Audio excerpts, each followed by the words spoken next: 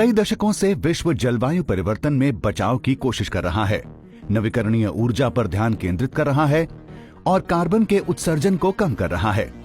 पर क्या हो अगर हम अचानक परवाह करना छोड़ दें? हमारे ग्रह के साथ क्या होगा? हमारे साथ क्या होगा? आप देख रहे हैं क्या हो अगर, और ये है क्या हो अगर हम जलवायु परिवर्तन में बचाव के लिए कोशिश करना बंद कर दें। साल 1880 से लेकर अब तक पृथ्वी का तापमान 0.9 डिग्री सेल्सियस से बढ़ा है। ये हमें भले ही बहुत ज्यादा न लगे, पर हमारे ग्रह के लिए ये एक गहरा असर डाल रहा है। इससे आइस कैप्स पिघल रहे हैं और लू से पहले से कहीं ज्यादा मौतें हो रही हैं। इंसान ये चीजें ठीक करने की कोशिश करते रहे हैं। चिंतित देश उत्सर्जन को कम करने, नवीकरणीय ऊर्जा को अपनाने और रिसाइकलिंग करने की ज्यादा कोशिश कर रहे हैं। फ्रांस तो 2040 तक डीजल और पेट्रोल की गाड़ियों की बिक्री पर रोक लगाने के बारे में विचार कर रहा है। हम भले ही पूरी तरह से सही ना हो, पर कम से कम हम प्रयास कर रहे हैं। पर क्या हो अगर हम अचानक परवाह करना छोड़ दें? अगर हम अपने जलवायु परिवर्तन के लिए कुछ भी प्रयास करना छोड़ देते हैं तो हमारा भविष्य बहुत उज्जवल नहीं दिखता। अगर आपको लगता है कि जलवायु परिवर्तन से सिर्फ मौसम प्रभावित होता है, तो आप गलत होंगे। ये सब कुछ प्रभावित करता है, हमारे महासागरों से लेकर खाने की आपूर्ति तक, बल्कि हमारी सेहत भी। सबसे पहले अगर हम कुछ नहीं करेंगे तो पृथ्वी और गर्म होती जाएगी। हम बीच पर जाने वाले मौसम की बात नहीं कर रहे हैं, हम बहुत ज्यादा तापमान की बात कर रहे हैं जो बढ़ता ही जाएगा। तापमान इतने जबरदस्त तरीके से बढ़ जाएगा कि 2030 के आसपास हम जलवायु परिवर्तन की वजह से हर साल 30,000 अधिक मौतें देखेंगे। इसमें से सबसे ज्यादा चीन और ऑस्ट्रेलिया में होंगी, क्योंकि इन जगहों पर सबसे ज्यादा तापमान होगा, जो कि औसतन 46 डिग्री सेल्सियस तक पहुंच जाया करेगा। इसमें कोई आश्चर्य की बात नहीं है कि गर्म तापमान ध्रुवीय स्थान को और ज्यादा हरा भरा कर देगा और पोलर बेयर, जो कि पहले से ही एक इंडेंजर्ड यानी संकटग्रस्त प्रजाति है, वो आखिरकार विलुप्त हो जाएगी। पिघलती हुई बर्फ से महासागरों का स्तर बढ़ता जाएगा।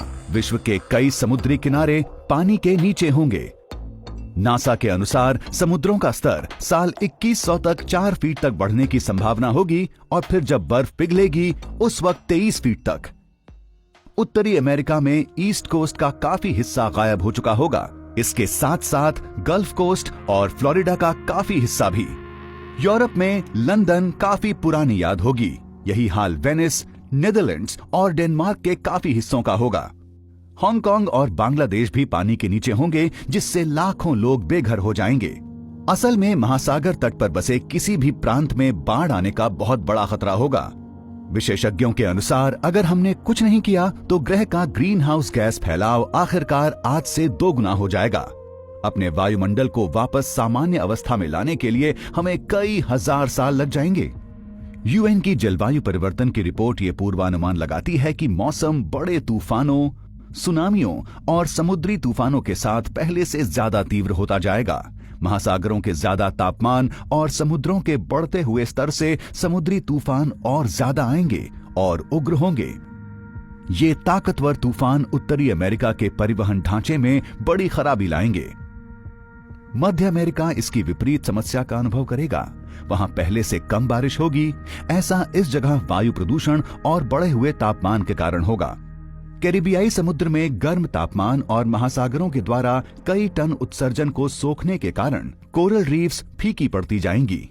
गर्म तापमान की वजह से कोरल अपने टिश्यू में से एल्गी को बाहर निकाल देते हैं और उसके बाद वे भूखे मरते हैं।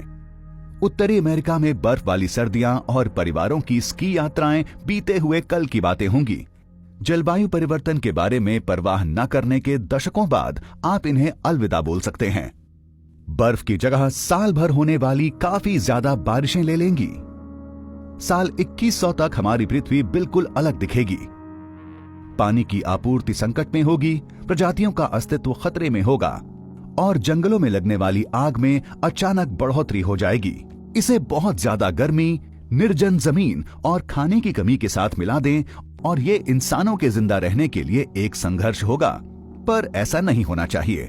अगर हम सब मिलकर कार्बन के उत्सर्जन को कम करने की कोशिश करें तो हमारा वातावरण कायम और रहने लायक होगा। प्रजातियां जिंदा रहेंगी और हमें खाने की कमी नहीं होगी।